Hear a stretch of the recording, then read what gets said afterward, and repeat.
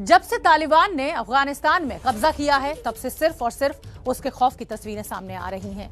एक तस्वीर जलालाबाद से सामने आई है। जलालाबाद में तालिबान के खिलाफ प्रदर्शन हो रहा था। लोग अफगानिस्तान का राष्ट्रीय झंडा लेकर प्रदर्शन कर रहे थे। तालिबानियों ने प्रदर्शनकारियों पर फायरिंग कर दी। खौफ की इन्हीं तस्वीरों में एक बात साफ दिखाई दी और वो ये है कि तालिबान के खिलाफ विद्रोह की आहट है। तालिबान की राह आसान नहीं है। पहले उपराष्ट्रपति अमीरुल्लाह सालेह ने तालिबान को चुनौती दी और अब जनता भी खुलकर तालिबान के सामने है। हालांकि जबरदस्त फायरिंग इन प्रदर्शनकारियों के ऊपर की गई तालिबानियों के द्वारा, लेकिन जैसा कि मैंने पहले भी जिक्र किया, इन तस्वीरों से यह साफ है कि अफगानिस्तान की जनता तालिबान के साथ नहीं है।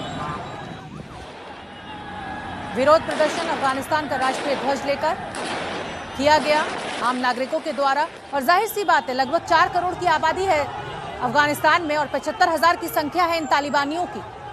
अगर देश की जनता एकजुट हो जाए और ठान ले तो आसान नहीं है कि कोई भी संगठन या कोई भी तालिबानी उनके ऊपर शासन कर पाए, राज कर पाए। तो जलालाबाद अफगानिस्तान की ये तस्वीरें।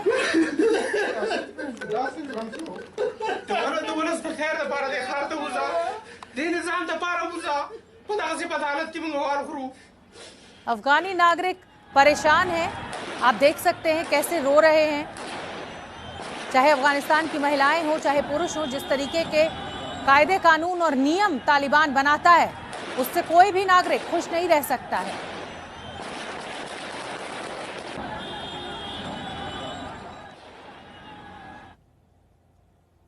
और हमारे साथ पूर्व राजनयिक विवेक काटजू साहब जुड़ गए हैं। काटजू साहब, बहुत बहुत धन्यवाद, आपने एबीपी न्यूज़ के लिए समय निकाला। मेरा सवाल आपसे यही है कि जो तस्वीरें सामने आई हैं उसमें वहां के नागरिक जो हैं अफगानिस्तान के, वो अफगानिस्तान का राष्ट्रीय ध्वज लेकर विरोध प्रदर्शन कर रहे हैं। तो क्या माना जाए, सालेह और अफगान की जनता इस बार तालिबान को सबक सिखाएगी या फिर तालिबान के खौफ के आगे सब झुक जाएंगे?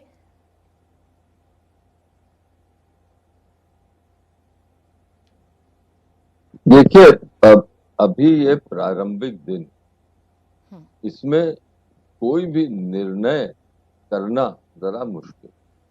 हाँ, जो आप तस्वीरें दिखा रही हैं उससे लगता है कि जलालाबाद में प्रदर्शन हुआ है और अब अफगानिस्तान का जो ध्वज उठाया है लोगों ने, क्योंकि इस ध्वज से उनको लगाव है और वो ये दिखा रहे हैं कि आसानी से जो तालिबान का ध्वज है वो उनको स्वीकार नहीं।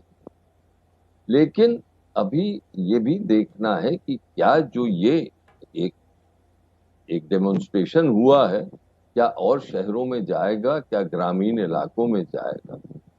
क्योंकि ऐसा हो सकता है कि अभी जिस तीव्रता से तालिबान आगे बढ़े उससे जनता में एक बिल्कुल लोग स्तब्ध हो गए, शॉक हो, और हो सकता है कि अब निकलें आगे और कहें कि अगर तालिबान आए भी तो जिस तरह का तालिबान का 1990 में शासन था वो उनको स्वीकार नहीं।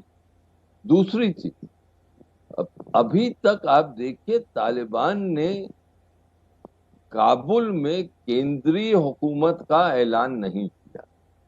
आज ही तस्वीरें सामने आ रही हैं कि तालिबान का एक फैक्शन जाके कारजाई साहब से, जो पूर्व राष्ट्रपति हैं, और डॉक्टर अब्दुल्ला साहब से, जो कि ये एक तालिबान से बातचीत कर रहे थे, अफगानिस्तान की पूर्व सरकार का जो प्रतिनिधि मंडल था उसका नेतृत्व कर रहे, तो उनसे बातचीत हो रही।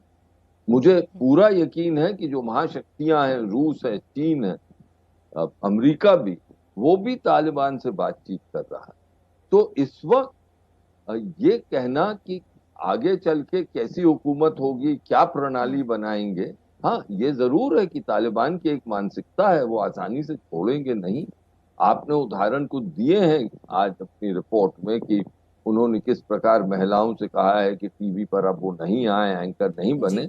तो ये खेल अभी कुछ दिन चलेगा, जद्दोजहद चलेगी, लेकिन आने वाले, पहले तो हमें ये देखना है कि केंद्रीय सरकार अफगानिस्तान का क्या रूप हो।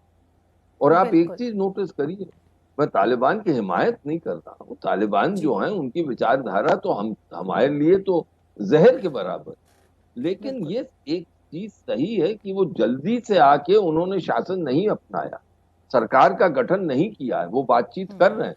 और 1996 में जिस प्रकार उन्होंने काबुल में आके एक दमन बिल्कुल मचा दिया था, वो भी अभी नहीं किया है।